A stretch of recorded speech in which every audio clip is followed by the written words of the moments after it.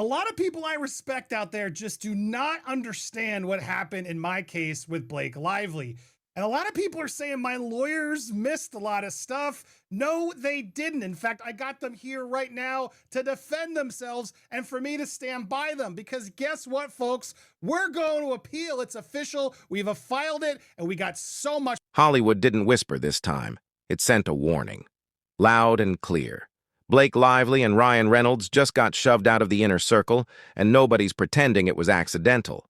The couple once treated like untouchable royalty is now being quietly erased. IMDb, the industry's credibility scoreboard, rolled out a list of Hollywood power couples. Over 80 names made the cut.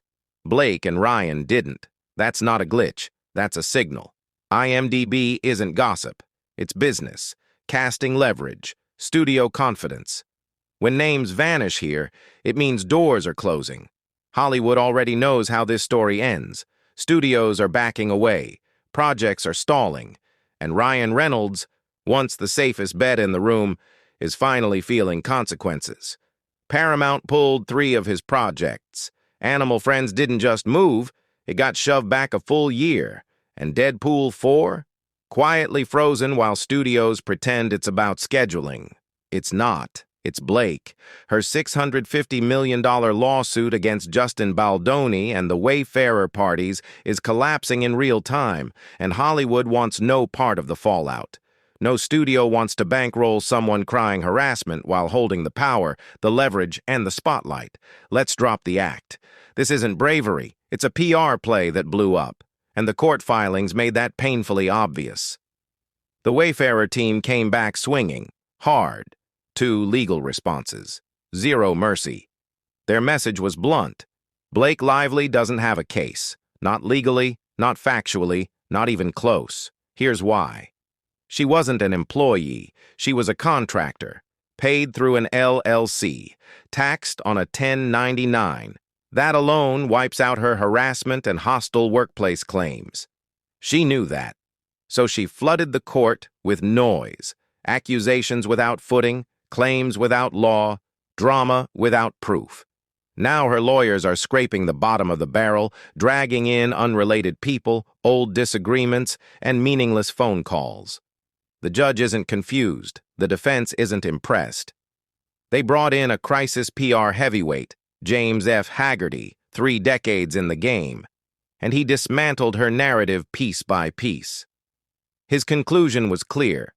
Baldoni didn't smear her. He protected himself. By the book. Then came the argument that made the room uncomfortable. Blake tried to turn the phrase birthed into the role, a standard Hollywood metaphor, into sexual harassment. A line about embodying a character suddenly became an accusation. That's not interpretation. That's distortion. The defense had to spell out the obvious. No body talk, no sexual reference, no misconduct, just figurative language. Yet Blake doubled down. This wasn't confusion. It was strategy, weaponizing language, manufacturing offense, pushing outrage where none existed. Even worse, the comment didn't happen on set. It happened before filming, likely in California. Yet she's forcing it into a case centered in New York and New Jersey. That's not legal strength. That's desperation. And when the story still wouldn't hold, she did what weak cases always do. She hid the evidence. Her declaration? Sealed. Her trainer's statement? Sealed. Her sworn testimony? Sealed.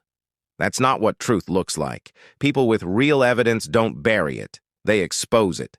According to the defense, much of what Blake did submit actually hurts her. Irrelevant conversations, unrelated film drama, legal filler dressed up as substance. Meanwhile, Baldoni's team stayed disciplined. Facts, experts, law. Hollywood can tell the difference, and now Ryan Reynolds is paying for it. His brand was built on charm, control, and smart optics. Now it's tied to sealed filings, shaky claims, and a lawsuit studios don't want touching their franchises. 3 projects gone, 1 delayed indefinitely, and Deadpool 4 sitting in limbo while executives quietly step away. Ryan isn't just nearby, he's involved. His silence props up her credibility, and studios see the risk, so they're walking. Then Blake pushed too far. She turned on independent voices. Andy Signore criticized the lawsuit, so she pulled him into it, trying to expose sources and shut him down. A judge ruled he isn't a journalist, a dangerous decision that threatens YouTubers, podcasters, and anyone outside the Hollywood media bubble. That's the point. This isn't about winning in court, it's about intimidation. But Andy is appealing, and if that ruling falls, it protects every independent voice watching this unfold, which leaves one unavoidable truth. Blake filed a massive lawsuit, sealed her own testimony, twisted language into misconduct, and targeted critics instead of evidence. She expected Hollywood to kneel. Hollywood stepped back. The legal story is cracking. The credibility is gone. The power image is finished. IMDb didn't forget her. It removed her. Justin Baldoni didn't hide. He stood firm, showed his proof, and let the facts do the talking. Now everyone sees it. The industry, the public, and the court. This was never about justice. It was about control, and that control is gone. If you watch this to the end, you're not here for soft spins or celebrity shielding. You're here for reality. Like the video, subscribe if you're done being played, and boost it if you want real stories to break through billion-dollar PR machines.